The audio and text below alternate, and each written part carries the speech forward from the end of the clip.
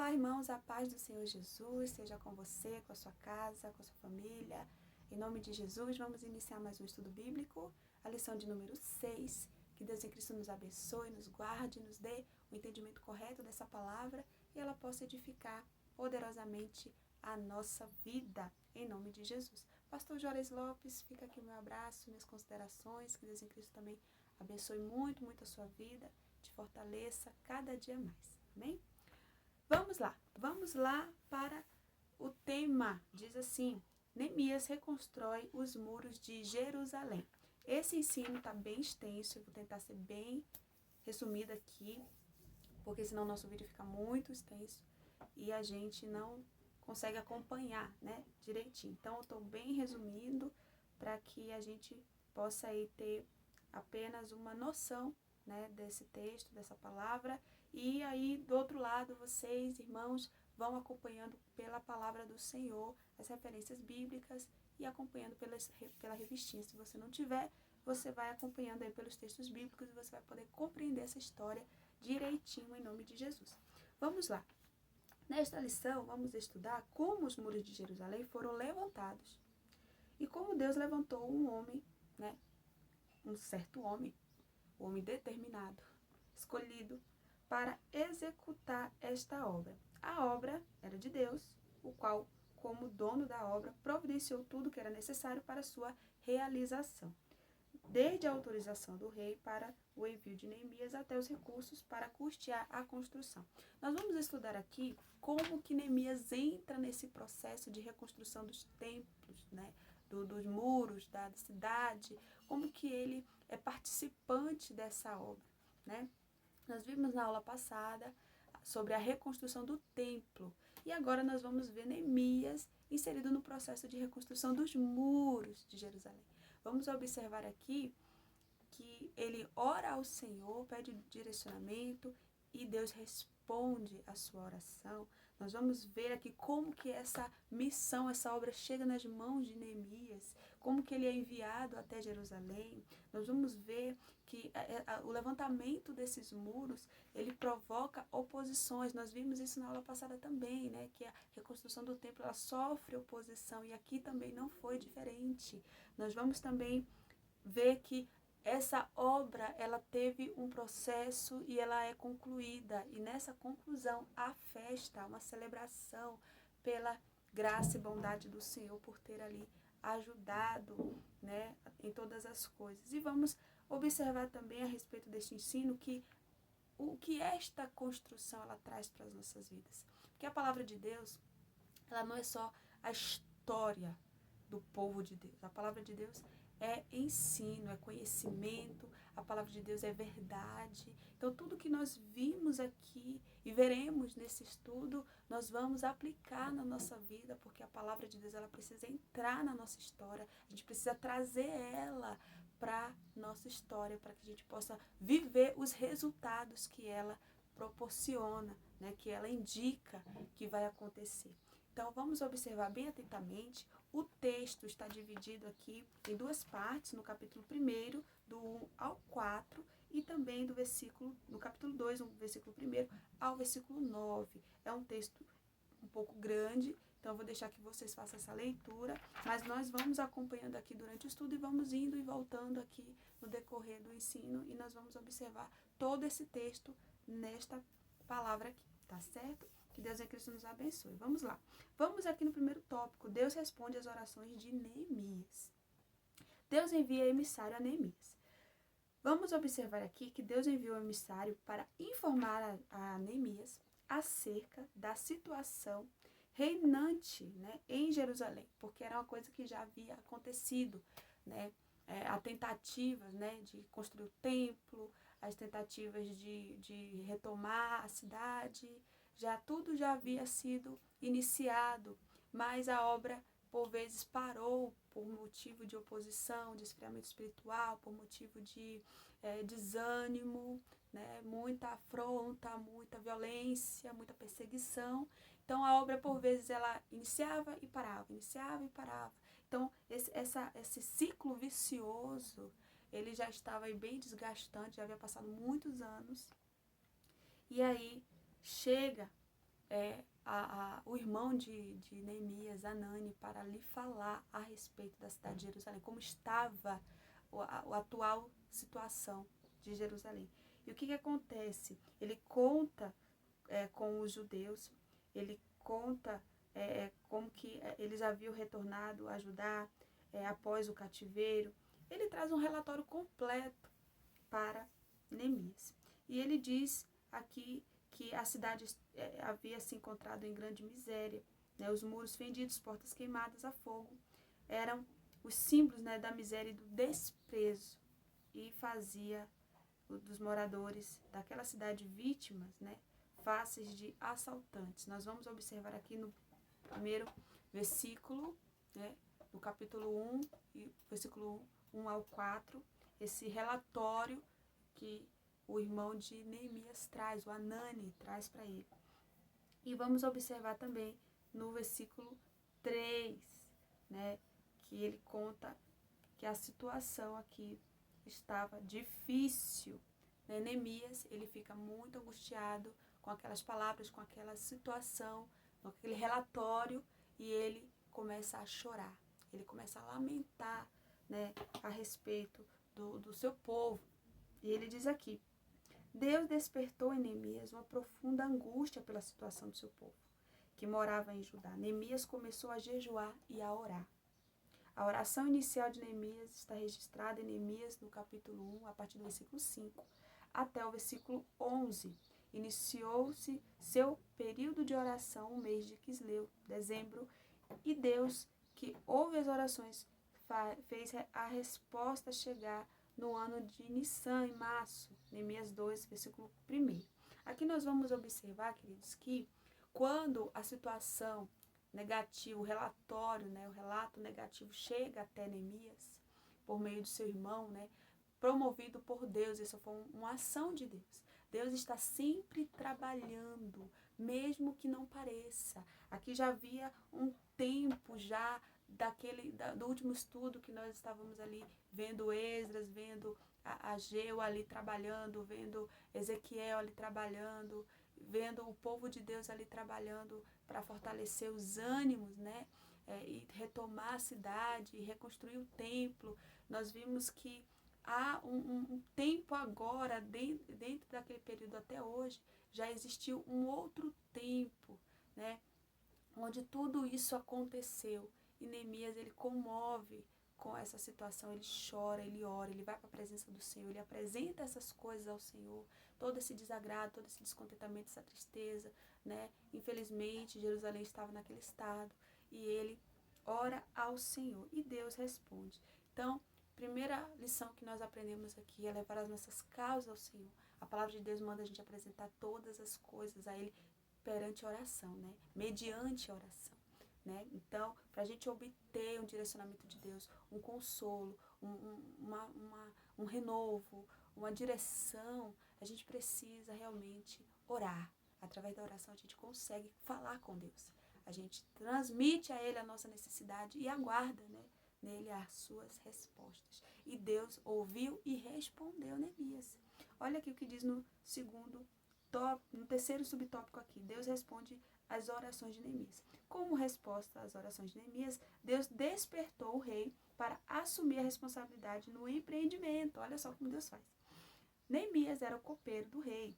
Certo dia, ele apresentou-se diante do rei com um semblante triste. Interrogado acerca do motivo da sua tristeza, Neemias relatou sua situação da cidade de Jerusalém e de seu povo que ali vivia. Neemias 2, do versículo 2 ao 3. Então, um certo dia, Neemias trabalhando, Neemias era copeiro do rei, estava ali servindo ao rei.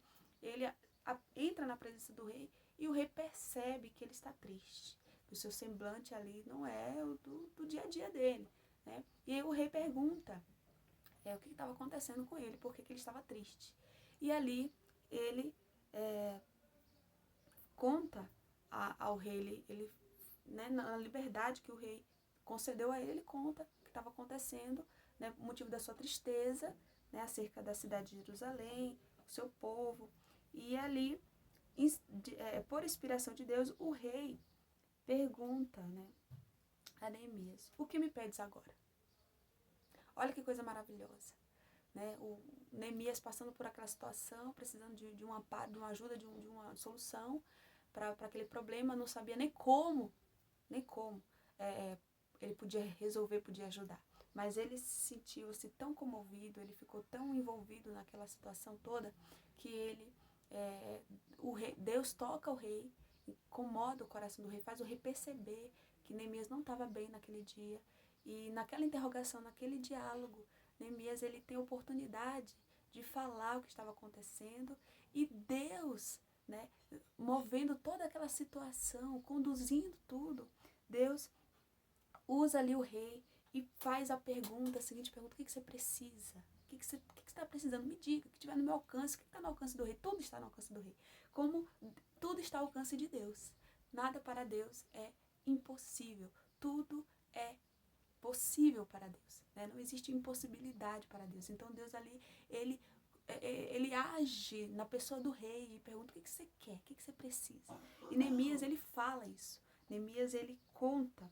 Olha só, o que me pedes agora? Neemias 2:4. Neemias orou ao Deus dos céus para que pudesse responder ao rei dentro da direção de Deus. Olha que incrível. Tem pessoas que se utilizam de muitas oportunidades, né? Quando está com o chefe, quando está com o pai, quando está com o pastor, né? Às vezes vai lá e quer se aproveitar daquela intimidade, daquele relacionamento para obter alguma coisa, alguma vantagem, algum recurso, ou suprir alguma necessidade, né, que esteja ali passando, e sabe que aquela pessoa ali naquele momento pode o ajudar, tem a capacidade de ajudar.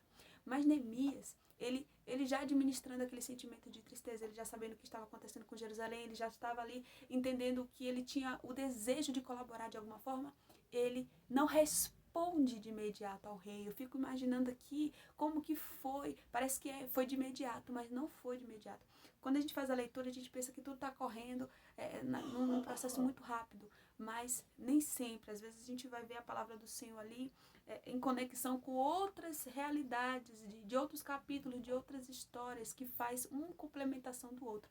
E aqui nós vamos ver que o rei faz uma pergunta para Neemias, mas Neemias não responde de imediato.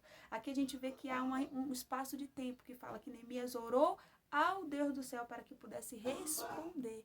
Então, aqui eu vejo a disposição de Neemias em fazer tudo conforme a vontade do Senhor. Eu quero ajudar, eu quero fazer, mas eu só vou fazer se Deus me direcionar. No que Deus me falar, agora é o momento de agir. Então ele foi à presença do Senhor, orou, e Deus ali abençoou de uma maneira tremenda. Olha só o que diz a sequência desse estudo. Em um momento, Neemias teve sua chamada para ir a Jerusalém confirmada e respondeu ao rei: peço-te que me envies a Judá e a cidade dos sepulcros de meus pais, para que eu a edifique. Pronto. Essa foi a resposta. Num dado momento ali, que ele se conectou com o Senhor, que ele pediu a direção de Deus, Deus falou: quero que você vá. E ele, entendendo que ele tinha que ir, ele responde ao rei: olha aqui, peço-te que me envies a ajudar a cidade do sepulcro de meus pais, para que eu a edifique. Louvado seja o nome do Senhor. E agora, Deus desperta o rei para atender o pedido de Neemias. Olha como Deus permanece na situação. Neemias recebeu carta do rei, dirigida aos governadores da região, e ainda uma carta com ordem para que o necessário para a construção fosse dado a Neemias. Tudo segundo a boa mão de Deus sobre Neemias. Neemias 2, versículo 8, vai ter lá o relato da palavra nessa história aqui. Deus é verdadeiramente o Deus daquilo que é impossível aos homens. Nunca que Neemias, sendo copeiro do rei, teria condições alguma, primeiro, de se ausentar do seu trabalho por livre e espontânea vontade, né, para ir fazer alguma coisa segundo as suas intenções. Que as coisas de Deus não é assim. Quando Deus vê uma disponibilidade no seu coração, a vontade, um desejo sincero de fazer algo, mesmo assim, Deus não espera nada de nós, da nossa própria força, porque Ele sabe que a gente não é capaz. Deus sabe que a gente não é capaz de nada. A palavra de Deus diz que sem Ele a gente nada é, a gente nada pode fazer, né? Então, Deus viu aquele coração de Neemias, aquela disponibilidade, aquele desejo de ajudar, mas segundo a vontade do Senhor. Por quê? tudo é do Senhor. A obra era do Senhor. A construção do templo era um desejo do Senhor. Lembra que quando Deus desperta, o Espírito do Senhor desperta Ciro para fazer o povo voltar a Jerusalém? Era um desejo do Senhor, não era um desejo do rei Ciro. O Ciro não era do povo de Israel, ele não fazia parte. Mas Deus usa, ele desperta como alguém que vai autorizar a saída daquele povo do cativeiro. Então Deus, ele está em todo lugar. O desejo do povo voltar era de Deus, não era do rei Ciro. E aqui, o desejo de concluir aquela obra não era de Neemias, não era só no coração de Neemias que surgiu aquele desejo, mas sim do coração de Deus, porque Deus estava naquela obra, aquela obra ainda não tinha sido concluída. E Deus vê isso no coração de Neemias e Deus ajuda, né, para que ele vá e receba ali toda a estrutura necessária para ele poder fazer aquela obra. Ele recebeu aquela carta, né, dirigida aos governadores, né, pelo rei, né, dizendo aqui para que, com a ordem, né, de que tudo que fosse necessário para a construção fosse dado a Neemias, né. Então, Deus é maravilhoso, Deus prepara tudo, Deus está no comando das nossas vidas, de todas as coisas, né? Louvado seja o nome do Senhor.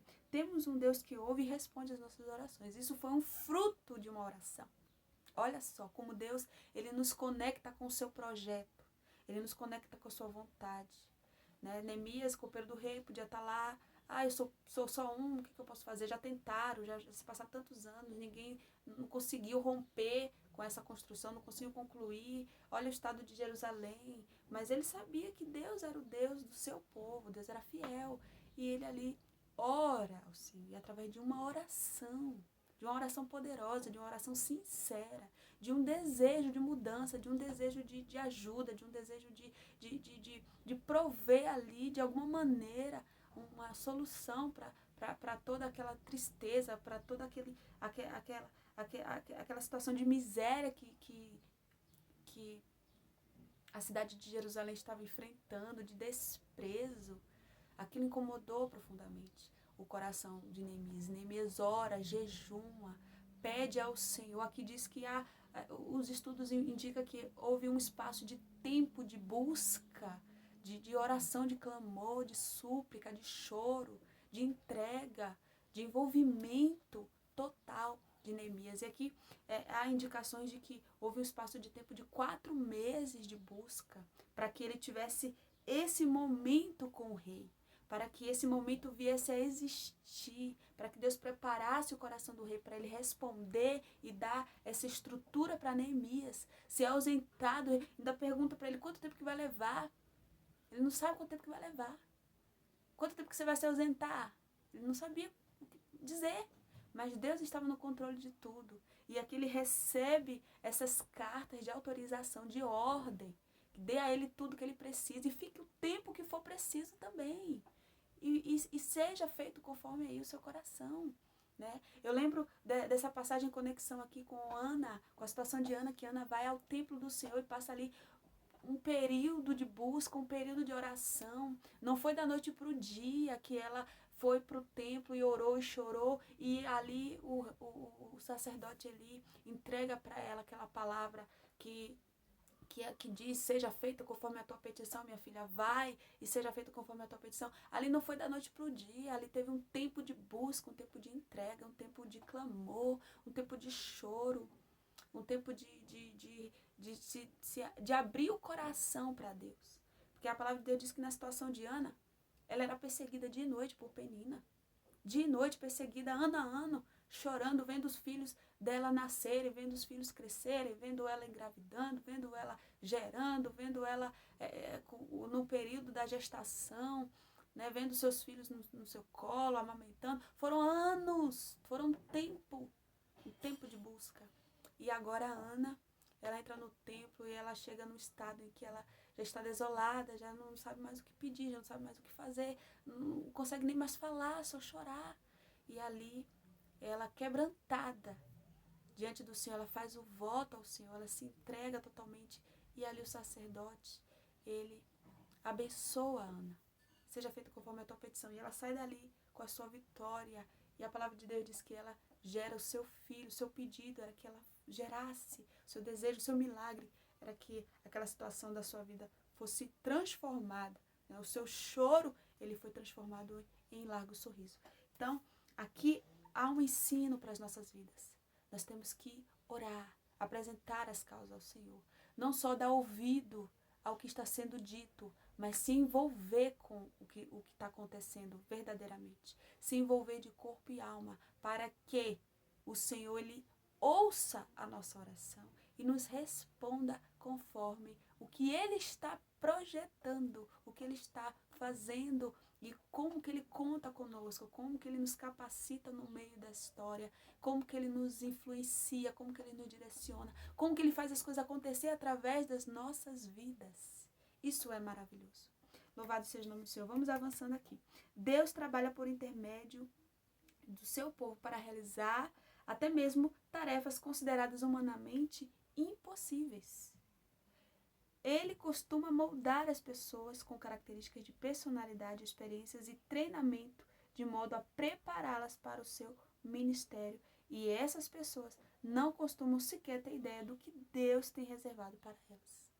Como copeiro, Neemias não tinha, assim, um entendimento de que ele podia ser esse agente. Como copeiro, como que ele agora, de copeiro, ele se torna um governante, um líder. Como que de copeiro que serve vinho, que serve ao rei, que fica ali fazendo companhia, que entrega as refeições ao rei, que administra, né, as tarefas relacionadas ao bem-estar, à alimentação do rei. Como que agora ele está encarregado de obra, de construção, né, num lugar onde não era ali próximo, era outra região que ele tinha que ter um deslocamento, um afastamento, né? Ali ele não podia imaginar, mas foi através do seu envolvimento, né, da sua oração e do propósito de Deus que já preparou o seu irmão, Anani, para ir lá e contar e através desses relatos manifestar esse desejo no coração de Neemias. E ali Deus já estava trabalhando na vida de Neemias, já estava conduzindo Neemias. E Neemias até então talvez não podia ter a noção, a dimensão disso tudo, mas ele se colocou à disposição voluntariamente diante do Senhor para ajudar o seu povo, para ajudar na construção dos muros de Jerusalém que estavam fendidos, que estavam com suas portas queimadas, né? Que estava ali naquele estado de total miséria, né? Desprezo. E o seu povo ali sofrendo. E olha aqui na continuação o que diz: Deus preparou e posicionou Neemias para realizar uma dessas tarefas impossíveis da Bíblia. Neemias era um homem comum de uma posição especial. Ele estava seguro na condição de bem-sucedido copeiro do rei, né, o rei da Pérsia. Neemias possuía pouco poder, mas grande influência, porque ele era um homem de Deus. 70 anos antes, Zorobabel havia planejado a construção do templo de Jerusalém. 13 anos havia se passado desde o retorno de Esdras a Jerusalém, que havia ajudado o povo em suas necessidades espirituais. Agora Neemias era necessário. Olha como Neemias entra na história, ele era necessário. Agora era a vez de Neemias. Será que eu e você estamos sendo direcionados a algo que é necessário no projeto de Deus? Será que nós estamos caminhando, estamos em toda a nossa história que nós passamos de perseguição, de choro, de luta, de provação? Será que tudo isso não é uma engrenagem, não é uma movimentação de Deus para que eu e você, com experiência, com amadurecimento, com posição, consigamos entrar nos projetos de Deus para realizar a vontade de Deus? Vamos começar a enxergar como que Deus está movimentando a nossa vida, o que está acontecendo em nossa volta.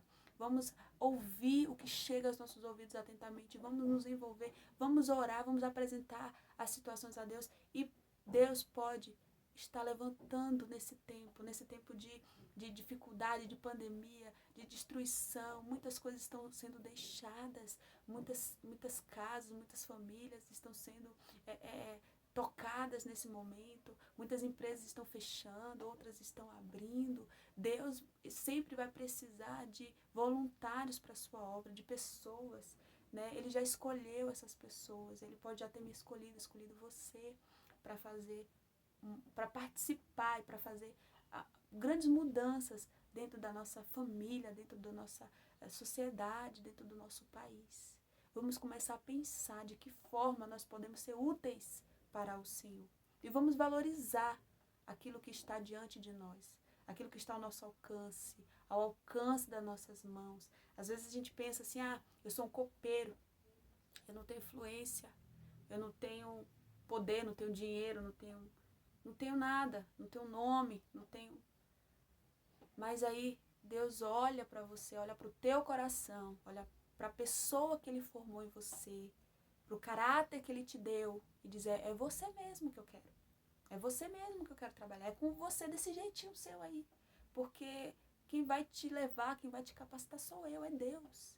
Não depende do que você construiu com sua mão, com sua força, com suas intenções. Depende do querer de Deus. E esse querer de Deus tem que estar associado com o nosso. Tem que estar ligado. Neemias estava ligado em Deus. Neemias estava ligado no trono de Deus. E ele teve misericórdia, ele teve compaixão, ele teve amor. Ele ali exerceu todos os frutos do Espírito Santo, né? Ali para se compadecer, para estar envolvido nessa obra. E aqui diz que do início ao fim, Neemias orou pedindo ajuda a Deus. Ele nunca hesitou em pedir que Deus se lembrasse dele, encerrando a sua autobiografia com as seguintes palavras: lembra-te de mim, Deus meu, para bem. Durante a impossível tarefa, Neemias demonstrou uma capacidade de liderança incomum. Os muros ao redor de Jerusalém foram reconstruídos em tempo recorde, a despeito, né, da resistência e da oposição dos inimigos. Até mesmo eles, os inimigos de Israel, admitiram de má vontade e com temor que Deus estava com aqueles construtores. Não apenas isso, mas Deus trabalha através de Neemias para realizar um despertamento espiritual entre o povo judeu. Eu vou voltar a dizer aqui, talvez você não tenha as habilidades específicas que Neemias teve, ou até mesmo pense que está em uma posição onde nada pode fazer para Deus. Mas existem duas formas através das quais eu e você podemos ser úteis ao Senhor. Primeiro, nós temos que ser pessoas que falam com Deus, que ora, né? Permitir que Ele entre em nossa vida e compartilhe com Ele, né, as nossas preocupações, nossos anseios, nossos projetos, nossos desejos, em nome de Jesus. E sabendo que, segundo Ele, Deus, né, Ele nos torna uma pessoa que anda com Ele. Todo o tempo Deus preparou a igreja, preparou o seu povo, preparou o homem para andar com Ele, para estar em relacionamento íntimo com Ele, né? E nós devemos colocar em prática tudo aquilo que nós aprendemos nas Escrituras, né? E assim Deus pode fazer uma missão impossível através das nossas vidas. Amém? Vamos ao segundo tópico. Neemias chega a Jerusalém. Vamos ver aqui no capítulo 2, versículo 7 ao 11. Neemias, ele fez um levantamento da real situação dos muros de Jerusalém. Esse é o primeiro subtópico que nós vamos ver. Saiu à noite na companhia de poucos homens, sem dizer a ninguém qual era o seu objetivo em Jerusalém. Neemias, ele começa a inspecionar, ele começa a olhar, ele já estava lá com as cartas na mão, com a autorização do rei, já estava ali trabalhando direitinho. E chegou em Jerusalém, ele chamou alguns poucos homens, mas não disse para eles quais eram as suas intenções, seus objetivos, mas ele saiu a fazer aquela inspeção, né? Foi lá verificar direitinho o que estava acontecendo, foi olhar em loco, né? Foi lá pertinho, pessoalmente, olhar, verificar e fazer ali as suas considerações, né? Do que realmente necessitava ser feito, né? Para que o desejo, né, dele de reconstruir viesse, né, conforme é necessário. Segundo subtópico, Neemias declara sua intenção de reedificar os muros. Tendo-se inteirado da verdadeira situação dos muros de Jerusalém, Neemias convoca os judeus, os nobres, os magistrados e todos que faziam a obra a juntos reedificarem os muros, para que não mais estivessem em opróbrio, né? Declarando-lhes como a mão de Deus lhe fora favorável, como também suas palavras ao rei. Então disseram todos: levantemo-nos, edifiquemo-nos, esforçam as suas mãos para o bem. Neemias 2, versículo 17 e 18. Amém?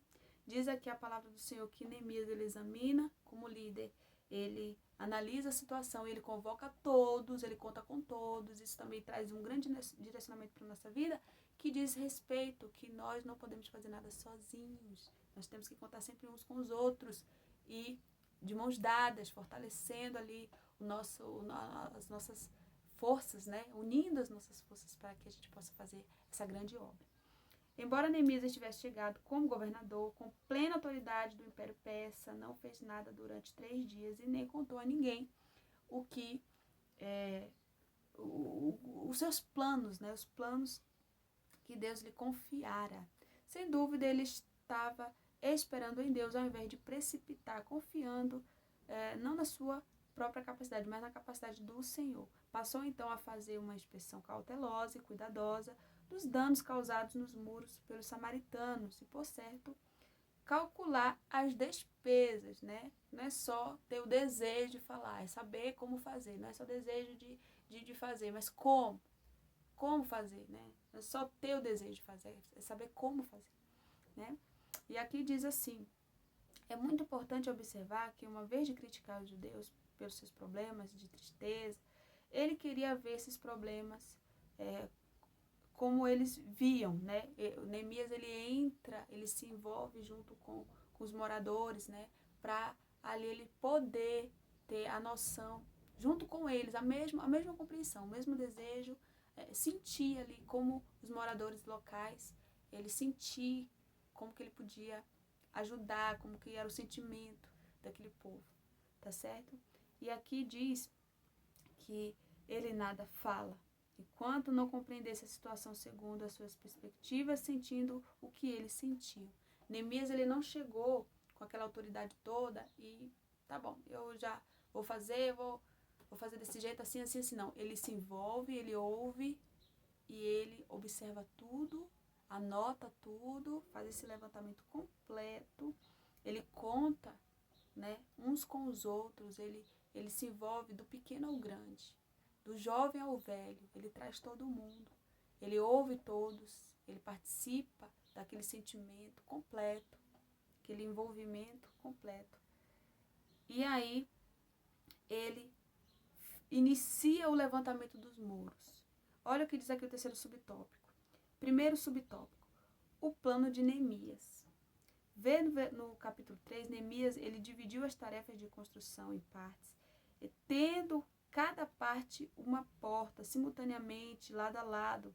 Haveria pessoas encarregadas de levantar o muro ao longo de toda a sua extensão, muitas delas edificando o pedaço do muro que havia em frente às suas próprias casas. Havia também grupos encarregados de levar entulho, trazer material, etc. Ele distribuiu a tarefa para todo mundo, né? Neemias 4, 6 vai dizer que o coração do povo se inclinou a trabalhar. Quando veio essa novidade, ou alguém por nós, alguém interessado em nos ajudar, o povo se fortaleceu, se animou, se uniu e cada um executou uma tarefa específica delegada por Neemias. Olha só, o copeiro do rei agora é um encarregado de obra, agora é um engenheiro, um construtor, um líder, né? Olha só quantas coisas foram desenvolvidas, né? Através da vida de Neemias. Olha como ferramenta preciosa, quantas coisas ele pôde executar ali nessa obra.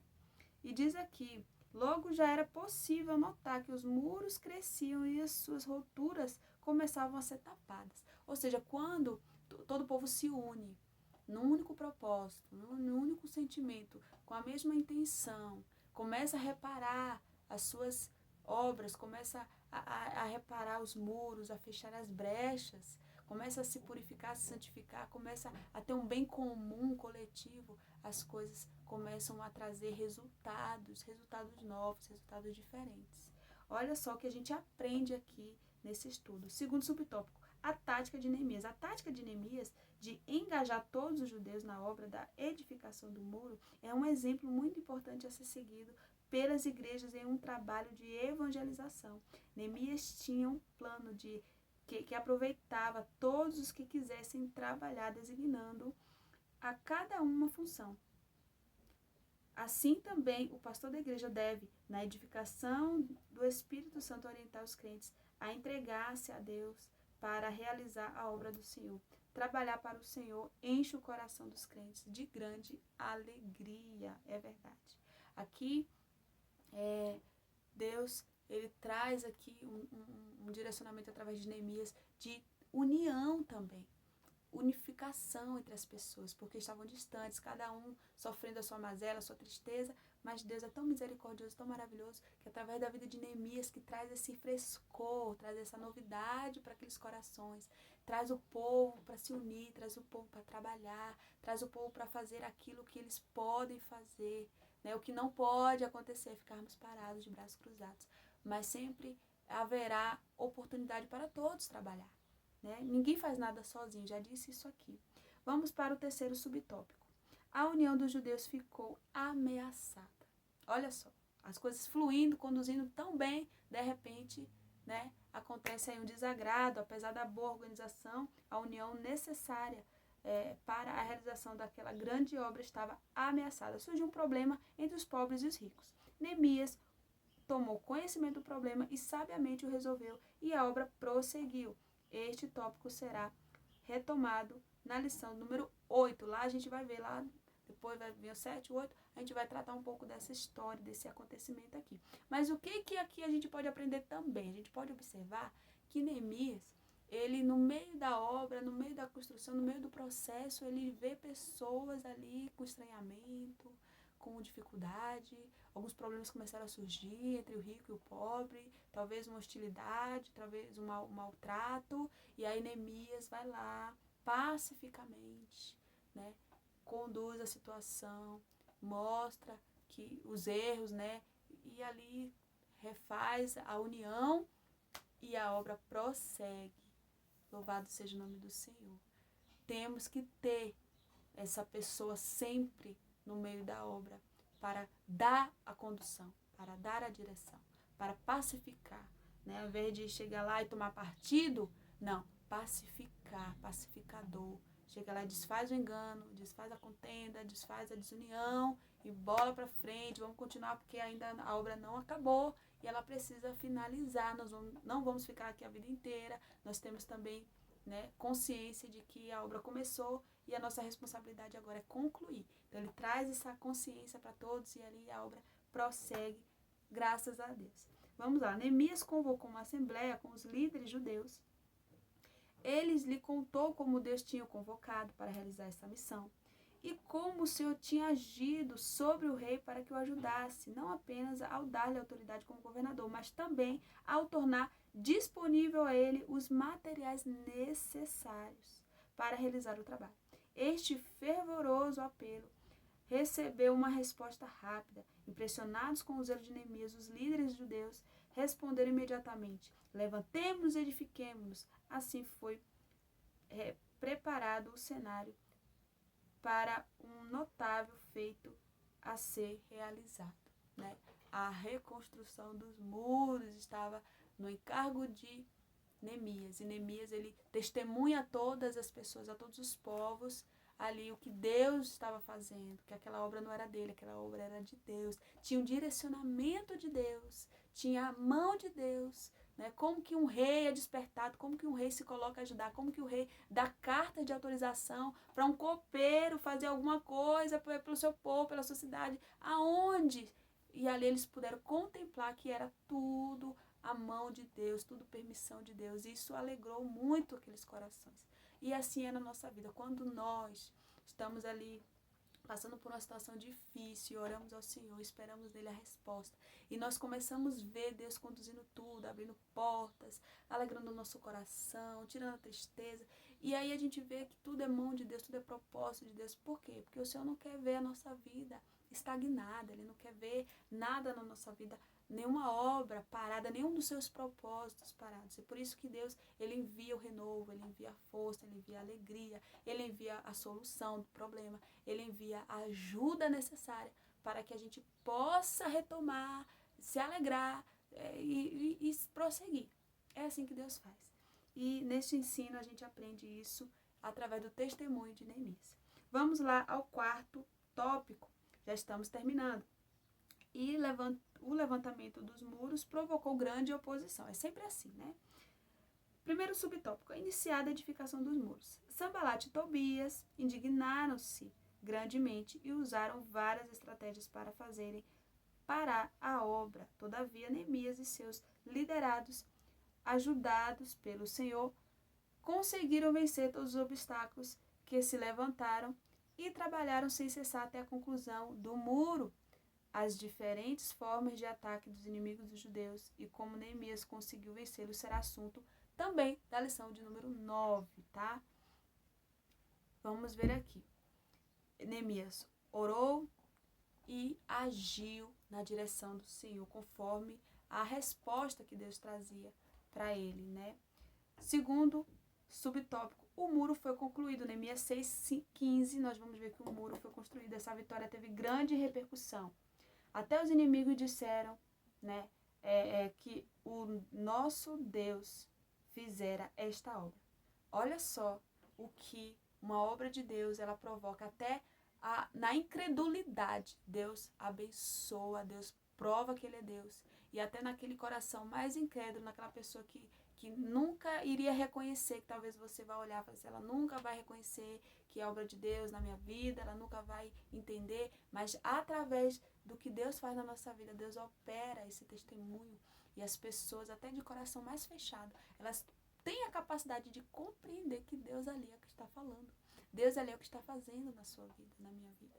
E os inimigos puderam reconhecer ali que Deus era somente Ele que era capaz de fazer aquela obra toda, que era capaz de mover daquela maneira. Eles reconheceram isso, né, através da obra que Neemias estava fazendo ali junto com o povo. Louvado seja Deus. E aqui diz, com os relatos históricos, né, dos estudiosos, diz que 52 dias de oposição, 52 dias de luta, 52 dias de trabalho, 52 dias de dificuldade, 52 dias de provação, 52 dias de oração, 52 dias de resposta de Deus, de direcionamento de Deus, de avanço, de obra concluída. E esse muro chega ao fim. Os inimigos se levantaram para impedir a construção dos muros, mas eles não prevaleceram. Nenhuma arma forjada contra mim, contra você, contra a igreja do Senhor irá prevalecer. Graças a Deus. Vamos aqui. Os inimigos do pequeno remanescente dos judeus opunham-se à reconstrução dos muros de Jerusalém. Neemias e o povo foram alvos de zombaria, ameaça e uso da força, de desânimo, de medo. No capítulo 3 do livro de Neemias revela como se pôde vencer a oposição à obra de Deus. A zombaria foi vencida pela oração e determinação. Segundo, a ameaça da força foi vencida pela oração e apropriadas medidas de segurança. 3. O desânimo e o medo foram vencidos pela fé dos dirigentes piedosos, pelo seu incentivo. Louvado seja o nome do Senhor. Então, a palavra de Deus diz o quê? Que na discussão, na fúria, uma palavra branda, ela alivia o furor. Então, quando os inimigos estavam ali atacando, ameaçando, querendo estragar a obra, Neemias vinha com a direção do Espírito de Deus e não respondia o mal com o mal. Ele respondia com o bem, com aquilo que Deus estava direcionando, com a sua palavra, com o seu temor, com o seu Espírito Santo. E os inimigos foram envergonhados. E é assim que eles continuam sendo na minha vida e na sua vida. Envergonhados. Sempre eles serão envergonhados. E sempre nós sairemos de toda e qualquer situação vitoriosos, porque Cristo nos fez mais do que vencedores. Amém? Quinto tópico. Vamos ver que o muro foi inaugurado solenemente. Vamos ver que depois de todo esse processo, toda essa labuta, o muro é construído. Ele é feitinho, bonitinho, com a ajuda de todos. né, com as experiências dos mais novos, dos mais velhos, com toda a liderança de Neemias, agora o muro é inaugurado. E eles fazem ali uma solenidade de inauguração. Vamos ver aqui no primeiro subtópico do capítulo do tópico 5. Para a dedicação dos muros foram convocados todos os levitas, a fim de dedicarem os muros com alegria, com louvores, com canto, com saltério, com alaúdes e com harpas.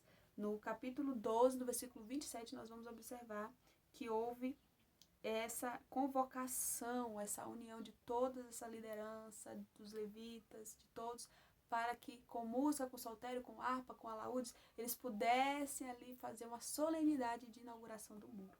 Purificaram-se os sacerdotes, os levitas, e logo purificaram também todo o povo, as portas e o muro. Vamos ver lá no capítulo 12, versículo 30. Versículo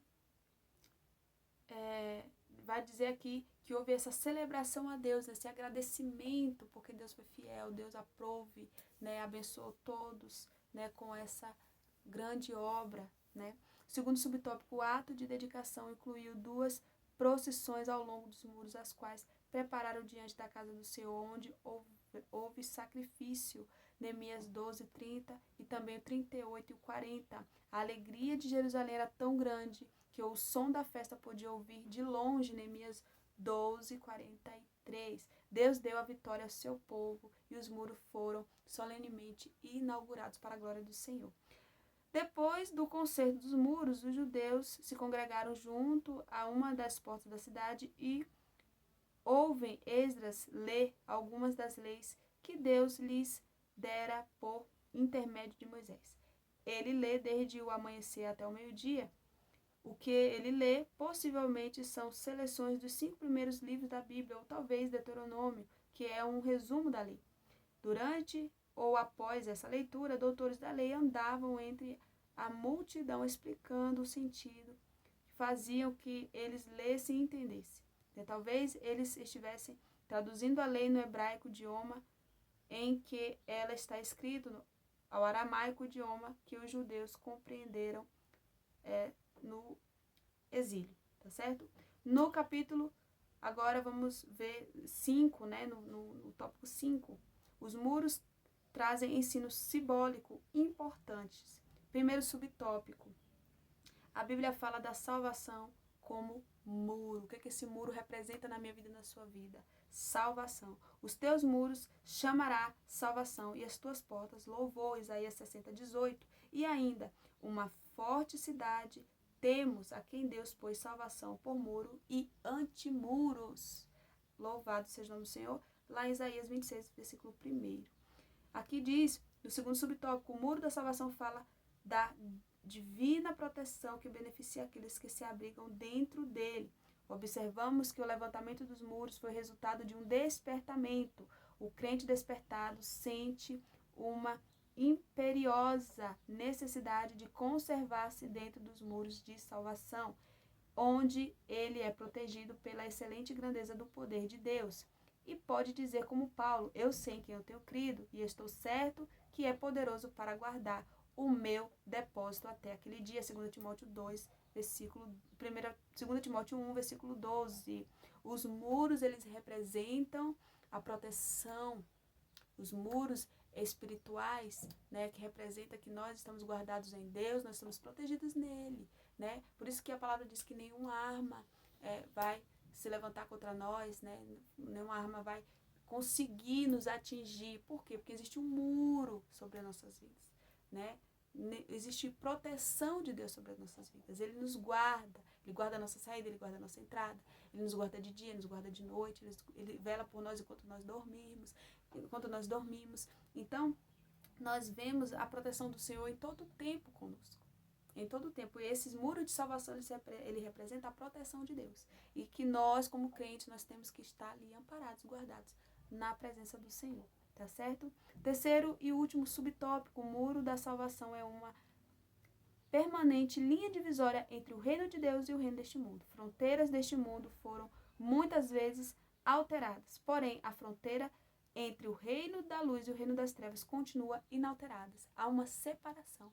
Luz não mistura com trevas. A Bíblia diz, eu, o Senhor, não mudo. Malaquias 3:6. O reino de Deus e o reino deste mundo são inteiramente irreconciliáveis.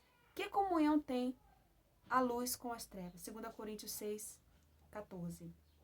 Ninguém pode servir a Deus e a Mamon. Mateus 6:24. O fato de um muro da salvação ser uma divisa entre o reino de Deus e o reino do mundo não significa que há uma proibição, pela qual o crente não tem direito de fazer o que quer. Existe o livre-arbítrio aí, né?